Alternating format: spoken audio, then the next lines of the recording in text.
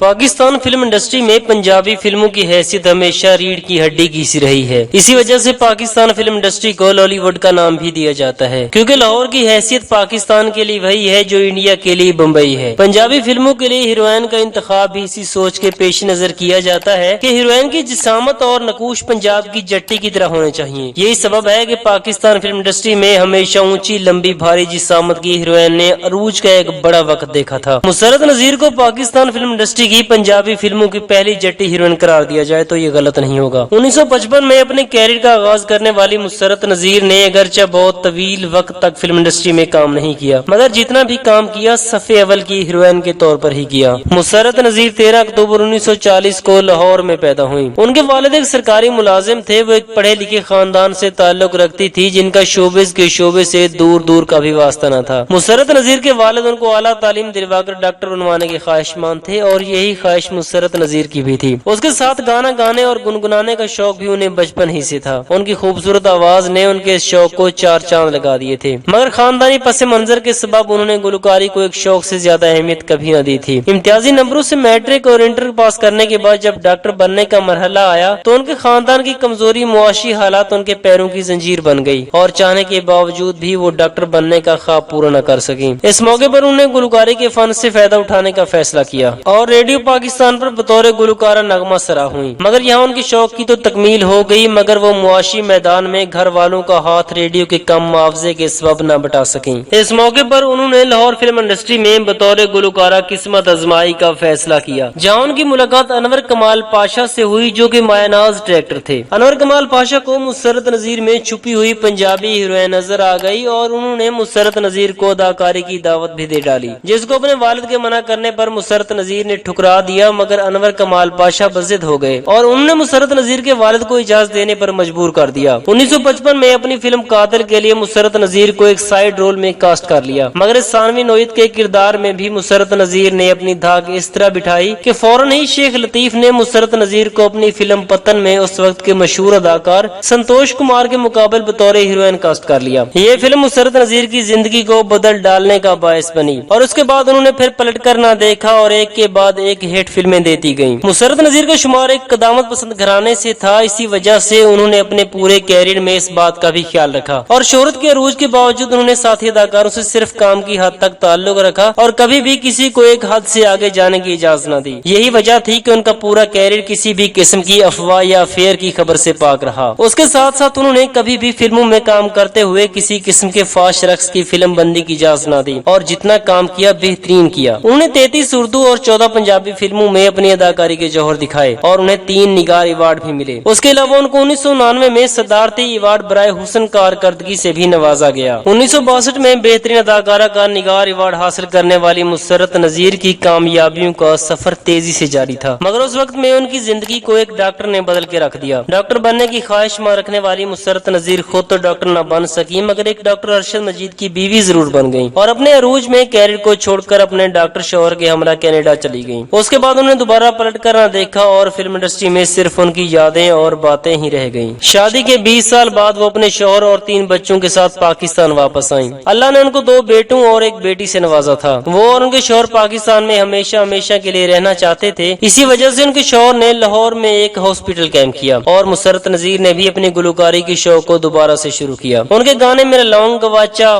لٹھے دی چادر، چلے تو کٹ ہی جائے گا، سفر ایستا ایستا نے انہیں دوبارہ سے لوگوں کے دلوں میں زندہ کر دیا اور ان کے گانے زبان زد عام ہو گئے، مگر ان کے شوہر اور بچے پاکستان میں سیٹل نہ ہو سکے اور کچھ عرصہ بعد دوبارہ کینیڈا شفٹ ہو گئے۔ اب مسرت نذیر کینیڈا میں ہی اپنے بچوں کے ہمراہ رہتی ہے اور ان کے دونوں بیٹے ڈاکیومنٹری فلمیں بناتے ہیں اور مسرت نذیر ایک گھریلو عورت کے طور پر زندگی گزار رہی ہیں۔